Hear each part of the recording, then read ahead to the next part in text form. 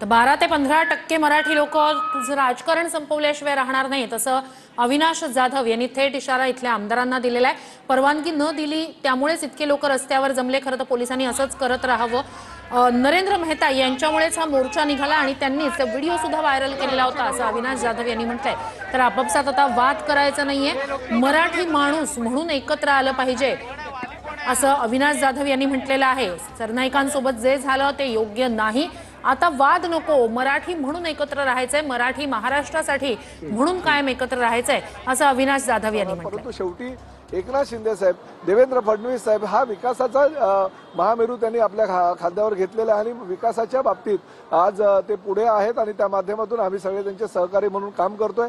त्यांना आंदोलनाशिवाय किंवा घोषणाबाजी करण्याशिवाय दुसरं काही येत नाही। मनसे असू द्या, उबाटा असू द्या, त्यांना भविष्यामध्ये सुद्धा महापालिकेच्या निवडणुका झाल्यानंतर विरोधी पक्षाचे सदस्य म्हणून अशाच प्रकारची भूमिका त्यांना घ्यावी लागणार आहे। त्यांना मी शुभेच्छा देतो। ठाकरे गटाचे माजी खासदार राजे विचारे यांनी तुमची राजीनाम्याची मागणी केलेली आहे, तुमच्यावरती बॉटल देखील भिरकवलेली आहेत, मात्र कुठे चपलीने असं अक्कलपट्टी करा असं देखील त्यांनी आता ठीक आहे। राजन विचारेंना सर्वसामान्य जनतेनं चप्पल काय त्यांच्या अंगावरच्या सगळ्या कपड्यांविषयी हकालपट्टी केलेली आहे। लोकसभेच्या निवडणुकीला त्यांना प्रचंड मोठ्या प्रमाणात आमचे नरेश म्हस्केंनी पराभूत केलेलं आणि तेव्हापासून त्यांचं मन चलबिचल झालेलं आहे। कोणाविषयी काय बोलावं हे त्यांना कळत नाही।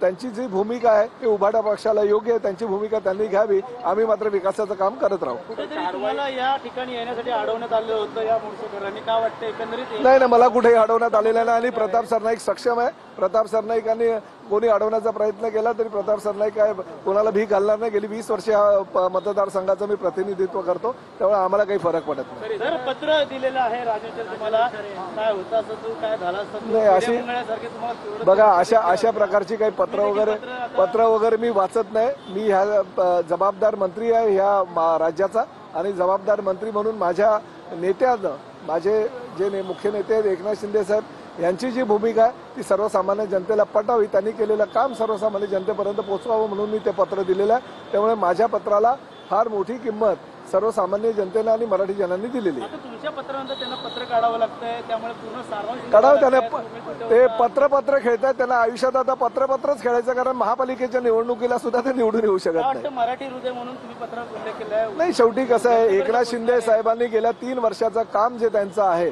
त्या 3 वर्षाच्या कामाच्या माध्यमातून ते दाखवून दिलेलं आहे की खऱ्या अर्थानं सर्वसामान्य महाराष्ट्रातील मराठी जनतेचं, म्हणजे तो शेतकरी असू द्या, कष्टकरी असू द्या, लाडकी बहीण असू द्या, ज्येष्ठ नागरिक असू द्या, हृदयामध्ये सामावून एखादा नेता जर कोणी घेतला असेल तर त्या नेत्याचं नाव आहे एकनाथ शिंदे साहेब। आणि महाराष्ट्रातल्या तमाम जनतेने दाखवून दिलेलं आहे। 80 जागा आम्ही मागितल्या होत्या आणि त्या 80 जागा आम्ही लढून 60 जागा जर जिंकलो तर याचा अर्थ मराठी मनांच्या हृदयामध्ये कोणाचं नाव बसलेलं त्या एकमेव नेत्याचं नाव आहे एकनाथ शिंदे। राज ठाकरे असतील या मेळाव्यासंदर्भात बोलू नये असं निर्देश जे ते उपमुख्यमंत्री एकनाथ शिंदे दिले, काय वाटतं पुन्हा आता? नाही, राजकारणामध्ये कधी काय होईल सांगता येत नाही।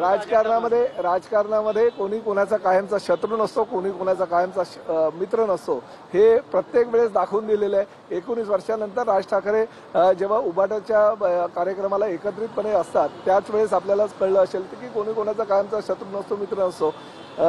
त्यामुळे एकनाथ शिंदे साहेबांच्या मनामध्ये नेमकं काय आहे हे मला तरी अजूनपर्यंत माहिती नाही, पण भेटल्यानंतर मी त्यांच्याशी या विषयावर चर्चा करेन। नेहमीच असतं बोलणं की दाढी आज देखील त्यांनी विषय मांडलेला आहे, त्यामुळे खालच्या पत्रावर दाढीने त्यांची काय कलाकारी दाढी करू शकते हे दाखवून दिलेलं आहे गेल्या 3 वर्षापूर्वी आणि आताही ते कलाकारी दाखवत आहेत आणि पूर्ण राज्याचं नेतृत्व करत असताना सर्वसामान्य जनतेला विकासाचं स्वप्न घेऊन काम करून त्यांचे स्वप्न पूर्ण करण्याचं काम जर जनतेचं कोणी करत असेल तर त्या नेत्याचं नाव आहे एकनाथ शिंदे। एकनाथ शिंदे हे नाव आता ठाणे महाराष्ट्रात गाजत असताना मुख्यमंत्री असताना आता कुठेतरी त्यांना डिवचण्याचा प्रयत्न आता ठाकरे बघा राजकारणामध्ये या गोष्टी होतच राहतात। एकनाथ शिंदे साहेब असू द्या, देवेंद्र फडणवीस साहेब असू द्या, अजितदादा पवार असू द्या, हे राज्याचे मोठे नेते आहेत।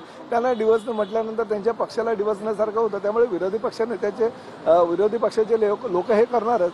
आता मीरा भाईंदरला एक कार्यक्रम होता, त्या कार्यक्रमात मराठी मोर्चा होता, त्या कार्यक्रमामध्ये मलाही डिवचण्याचा प्रयत्न केला, म्हणून काय मी हात बोलून बघत राहायचं का? असं होत नाही राजकारणामध्ये।